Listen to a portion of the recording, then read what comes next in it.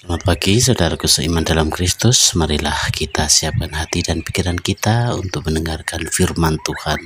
Tuhan beserta kita sekarang dan selama-lamanya. Inilah Injil Yesus Kristus menurut Matius bab 14 ayat 13 sampai 21. Dimuliakanlah Tuhan. Yesus memberi makan 5.000 orang. Setelah Yesus mendengar berita itu, menyingkirlah ia dari situ dan hendak mengasingkan diri dengan perahu ke tempat yang sunyi. Tetapi orang banyak mendengarnya dan mengikuti dia dengan mengambil jalan darat dari kota-kota mereka. Ketika Yesus mendarat, ia melihat orang banyak yang besar jumlahnya. Maka tergeraklah hatinya oleh belas kasihan kepada mereka, dan ia menyembuhkan mereka yang sakit. Menjelang malam, murid-muridnya datang kepadanya dan berkata, "Tempat ini sunyi dan hari sudah mulai malam. Suruhlah orang banyak itu pergi, supaya mereka dapat membeli makanan di desa-desa." Tetapi Yesus berkata kepada mereka, "Tidak perlu mereka pergi, kamu harus memberi mereka makan." Jawab mereka, "Yang ada pada kami di sini hanyalah 5 roti dan 2 ikan." Yesus berkata, "Bawalah kemari kepadaku." Lalu disuruhnya orang banyak itu duduk di rumput, dan setelah diambilnya 5 roti dan 2 ikan itu, Yesus menengadah ke langit dan mengucap berkat, lalu memecahkan roti itu dan memberikannya kepada murid-muridnya. Lalu murid-muridnya membagi-bagikannya kepada orang banyak, dan mereka semuanya makan sampai kenyang. Kemudian orang mengumpulkan potongan-potongan roti yang sisa, 12 bakul penuh. Yang ikut makan kira-kira 5.000 laki-laki, tidak termasuk perempuan dan anak-anak. Demikianlah sabda Tuhan. Terpujilah Kristus. Selamat pagi saudaraku seiman dalam Kristus. Gereja telah melihat dan mengartikan peristiwa penggandaan roti dan ikan.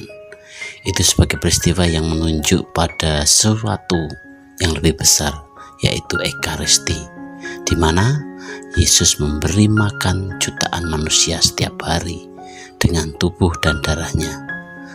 Coba bayangkan rahmat yang tersedia bagi kita pada Misa Kudus. Kalau saja kita mau mendengarkan sabda Tuhan, lalu apalagi yang dapat mengubah hidup kita daripada persatuan kita dengan Yesus?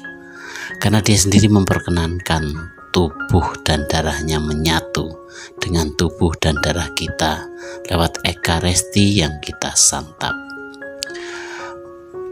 Melalui sakramen hari ini kita diingatkan, khususnya Ekaristi. Dan dalam Konsili Vatikan II menyatakan bahwa jadi dari liturgi, terutama dalam Ekaristi, bagaikan dari sumber mengalirlah rahmat kepada kita, dan dengan hasil guna yang amat besar diperoleh pengudusan manusia dan pemulihan Allah dengan Kristus.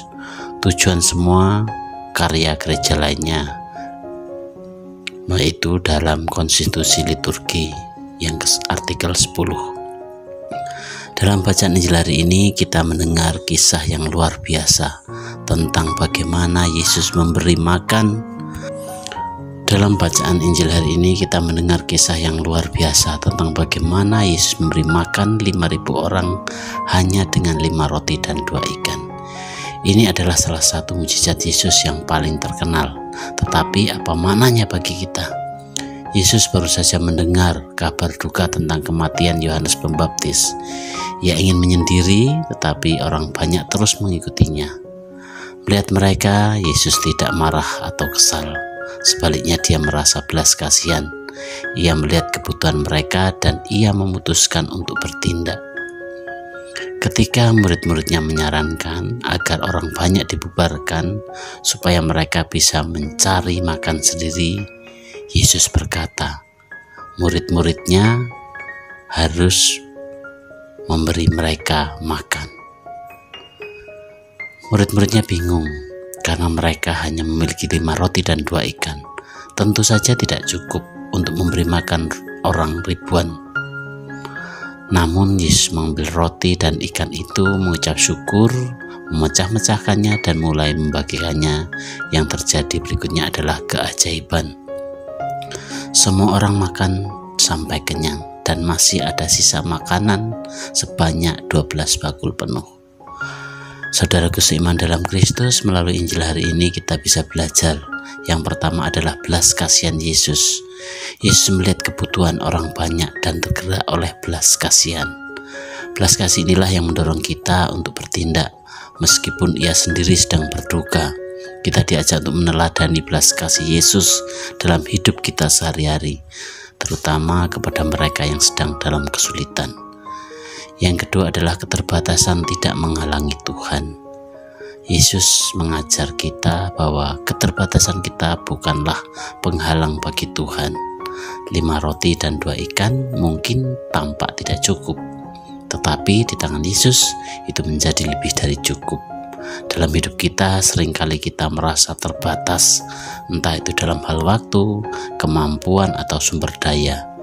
Namun Tuhan bisa menggunakan apa yang kita miliki, sekecil apapun itu, untuk melakukan hal-hal besar. Dan yang ketiga adalah kebersamaan di dalam iman.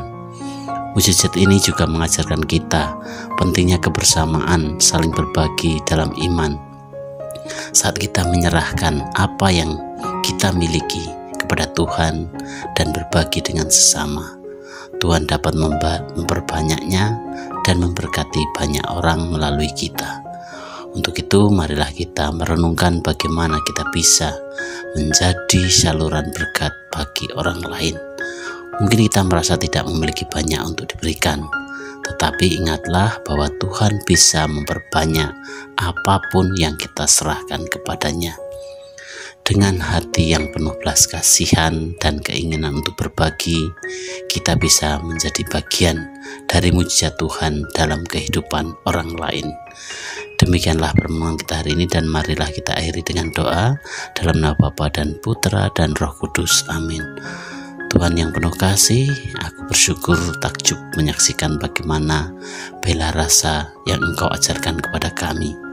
Terima kasih, penuh syukur kami haturkan kepadamu, karena Engkau telah mengorbankan hidupmu sendiri di atas altar salib, agar kami mempunyai hidup dalam diriku. Terima kasih Tuhan Yesus untuk pengorbananmu demi keselamatan kami. Amin. Dalam nama Bapa dan Putra dan Roh Kudus. Amin.